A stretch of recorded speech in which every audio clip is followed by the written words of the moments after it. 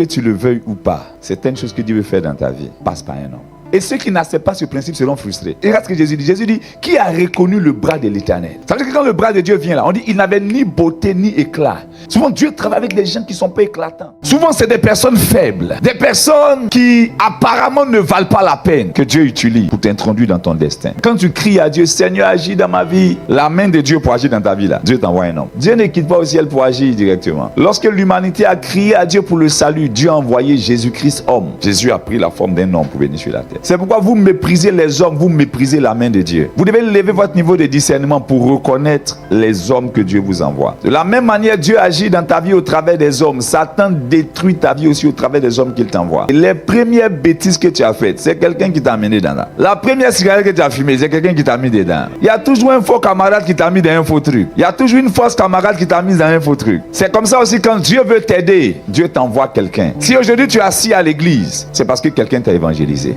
Souvent, c'est même pas la personne là qui va te bénir, mais derrière la personne là, il y a l'opportunité qui va te bénir. Ne négligez pas les rencontres, ne méprisez pas les gens, parce que derrière un homme se cachent souvent des gens de ta destinée. Peut-être que la personne à partir de qui ton niveau allait changer est venue, mais tu l'as pas reconnu. À partir de que tes yeux soient ouverts pour reconnaître les bijoux. Certaines personnes sont des bijoux. C'est toi qui les regardes d'une certaine façon. Certaines personnes sont des portes. Derrière elles, il y a une grande grâce. Derrière elles, il y a des accès. Derrière elles, il y a des bénédictions. Alléluia. Mais je prie qu'après ces messages, que ton esprit s'ouvre.